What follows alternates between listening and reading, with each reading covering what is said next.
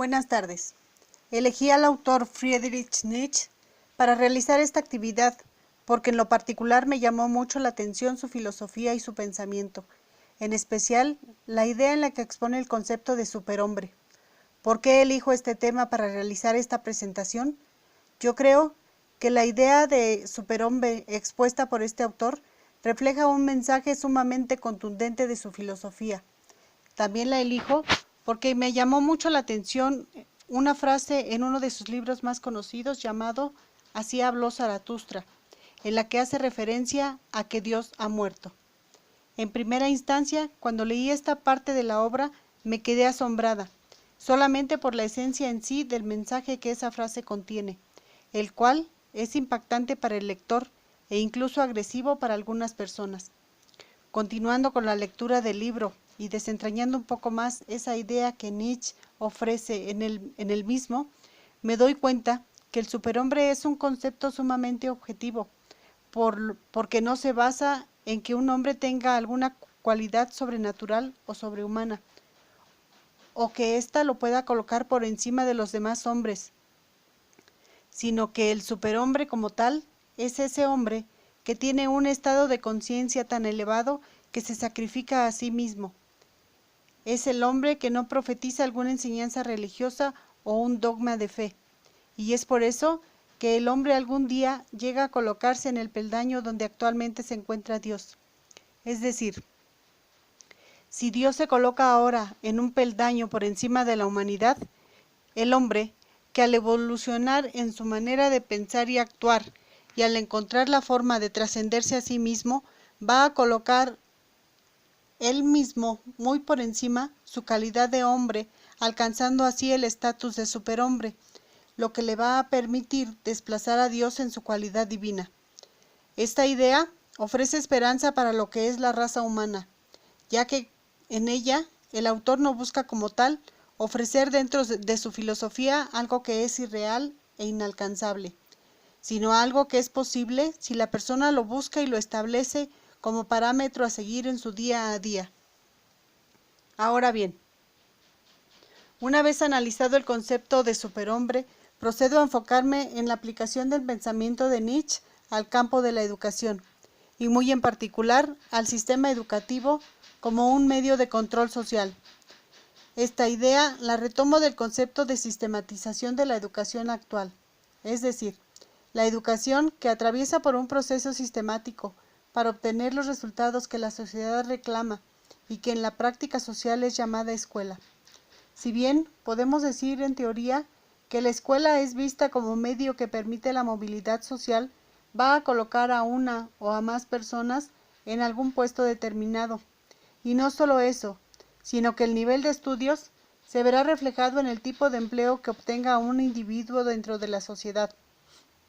Esto únicamente visto para efectos de la exposición de este tema y dejando a un lado otros aspectos intrínsecos y extrínsecos de cada persona, como pueden ser la capacidad financiera y habilidades para emprender negocios. Esta idea solamente aplica en el supuesto de que la educación tuviera ese monopolio para crear empleos. Si esto fuera cierto y la sistematización de la educación fuera el único medio para obtener empleo dentro de la sociedad, estaríamos hablando de que ésta sería la creadora de sujetos que conforme tengan mayor o menor nivel académico, van a acceder a mejores o peores empleos. En este sentido, la educación sistematizada se vuelve una maquinaria maquiladora de personas que, dependiendo de su nivel educativo, trabajarán para fábricas, corporaciones, empresas, bancos o para el gobierno a cambio de un salario, el cual dependerá del puesto que desempeñen estas personas y que a su vez dependerá en la mayoría de los casos de qué tanto hayan desarrollado su vida académica. Y así, vemos cómo la educación va siendo transformada en un medio para la creación de individuos que sean útiles en un mundo donde la industria, el gobierno y las empresas son quienes otorgan a la mayoría de los empleos, a excepción de la gente que se autoemplea. Sin embargo, los objetivos que persigue la educación pueden ser planteados por quienes posteriormente van a ser los contratistas de la gente que ya fue educada.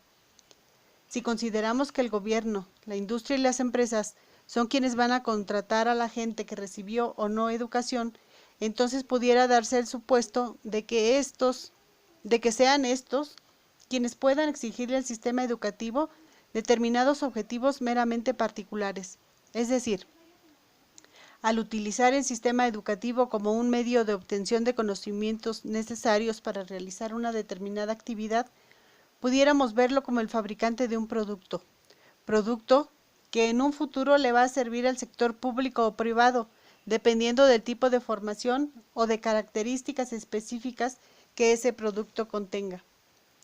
Ahora bien, suponiendo que la escuela es una fábrica de productos, siendo este planteamiento muy frío, pero tomándolo en cuenta para los efectos antes mencionados, la escuela sistematizada y los empleadores que cada vez más exigen la especialización de conocimientos en una determinada área, son los vendedores o compradores del producto respectivamente. Por ejemplo, una persona que se especializa en niveles avanzados de ingeniería va a hacer un producto con características específicas, producto que posteriormente va a requerir el sector público o privado, quienes fungen como sus compradores. En ese sentido, quienes compran pueden exigir al sistema educativo que maquilen productos con las características que éste requiera para su utilización, lo que a grandes rasgos sería implantar en la educación de las personas únicamente los conocimientos necesarios que puedan ser útiles para desempeñar las funciones específicas que posteriormente les serán asignadas. En esa idea, cuando la educación está regida o ya está planeada por quienes en un futuro van a consumir, podemos hablar de un sistema totalmente basado en objetivos que no son perseguidos por las personas que dentro de su misma individualidad desean ser de tal o cual manera. ¿Qué quiero decir con esto? Volviendo a la idea de superhombre de Nietzsche, este concepto tan profundo busca dejar atrás los paradigmas, dogmas y creencias impuestas, es decir, el superhombre sabe en su conciencia que tiene que autosuperarse y dentro de esa conciencia que ha adquirido empieza a hacer acciones propias para llegar a serlo, haciendo a un lado las ideas implantadas por factores externos a él mismo. Por otro lado, para Nietzsche, el concepto de sumisión y las personas que son moldeables a la voluntad de los demás se traduce como la moral de los débiles. Ahora bien, la educación contemporánea que establece tal